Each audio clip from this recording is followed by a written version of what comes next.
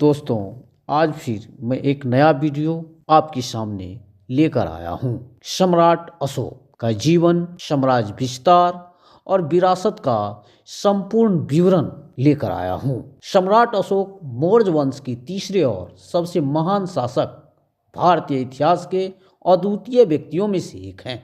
उनके शासनकाल ने भारत की राजनीतिक, सांस्कृतिक और धार्मिक परिदृश्य को अस्थायी रूप से बदल दिया।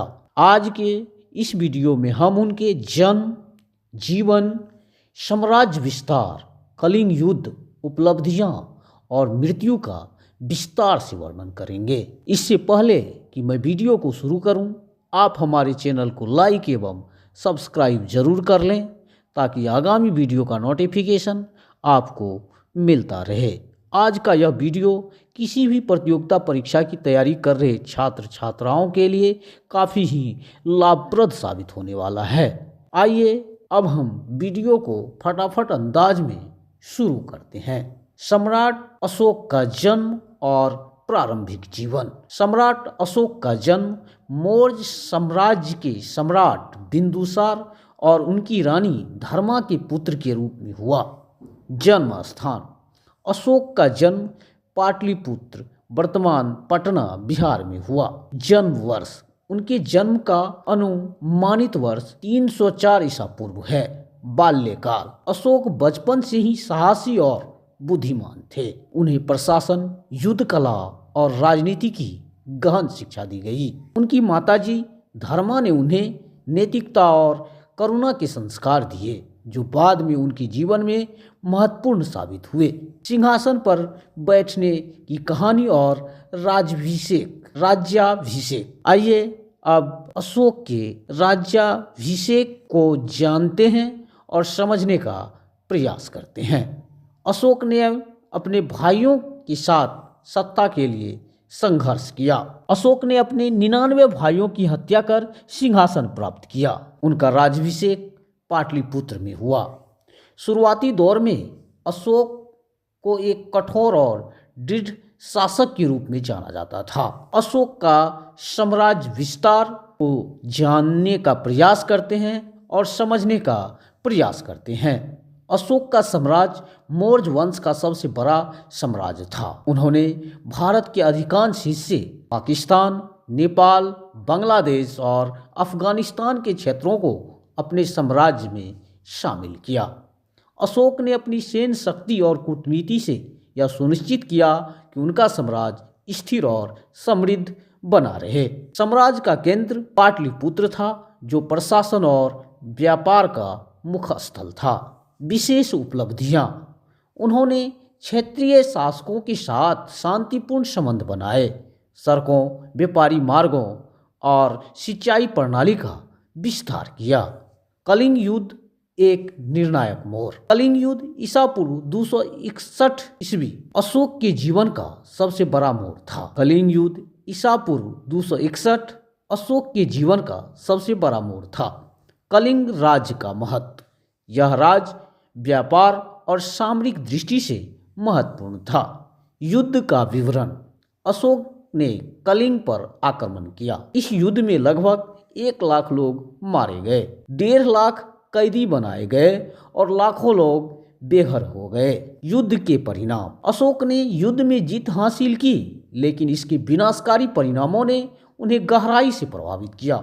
युद्ध के बाद अशोक ने हिंसा का त्याग किया और बौद्ध धर्म की ओर मुड़ गए। अशोक का पश्चाताप: मैंने जो कुछ देखा उससे मेरा हृदय बदल गया। अब मैं हिंसा को छोड़कर शांति का मार्ग अपनाऊंगा। धम्म और बौद्ध धर्म का प्रचार: कलिंग युद्ध के बाद अशोक ने बौद्ध धर्म अपनाया और इसे अपने साम्राज्य और बाहर प्रचारित किया।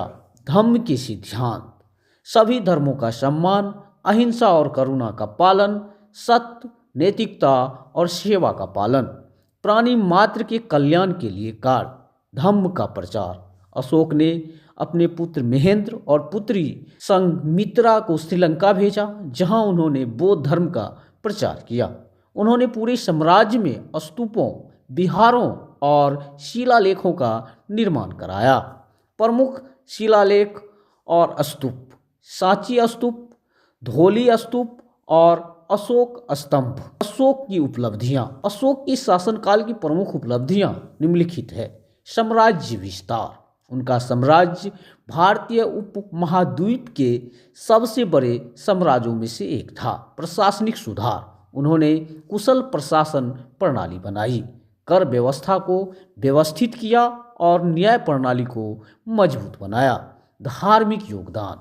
बौद्ध धर्म को वैश्विक स्तर पर फैलाने में योगदान। सामाजिक सुधार। उन्होंने दास प्रथा और हिंसा का विरोध किया। पशु बलि पर प्रतिबंध लगाया। सार्वजनिक निर्माण। उन्होंने सड़कों, कुओं, धर्मशालाओं और अस्पतालों का निर्माण कराया। विशेष। अशोक चक्र जो आज भारत के राष्ट्रीय ध्वज में है, उनकी महानता का प्रतीक है। अशोक की मृत्यु। अशोक के जीवन के अंतिम वर्षों में उनका साम्राज्य कमजोर पड़ने लगा। उनके पुत्रों और सामंतों के बीच सत्ता संघर्ष शुरू हो गया। अशोक ने अपने जीवन का अंतिम समय पाटलिपुत्र में बिताया। मृत्यु। 232 ईसा पूर्व में अशोक की मृत्यु हुई। उनकी मृत्यु के बाद मौर्य साम्राज्य धीरे धीरे कमजोर हो गया। अशोक की विरासत। सम्राट अशोक की विरासत अमर है। बौद्ध धर्म का वैश्विक प्रसार। उन्होंने धर्म के माध्यम से विश्व में शांति का संदेश दिया। शासन के आदर्श। उन्होंने ये दिखाया कि एक राजा का कर्तव्य केवल शासन करना नहीं, बल्कि जनता का कल्याण करना भी है। अशोक स्तंभ और शिलालेख। उनकी नीतियाँ और धम्म संदेश आज भी प्रेरणा देते हैं। निष्कर्ष। सम्राट अशोक का जीवन एक प्रेरणा है। उनकी कहानी हमें सिखाती है कि परिवर्तन संभव है और शक्ति का उपयोग मानवता की भलाई के लिए किया जा सकता है। उनका धम्म, उनकी करुणा और उनकी नीतियाँ आज भी प्रासंगिक है। दोस्तों, अगर आपको सम्राट अशोक की यह कहानी प्रेरणादायक लगी तो हमारे चैनल को सब्सक्राइब करें। ऐसे और ऐतिहासिक विषयों पर वीडियो देखने के लिए बेल आइकन दबाएं। आप लोगों को बहुत बहुत धन्यवाद। जय हिंद, जय भारत माँ।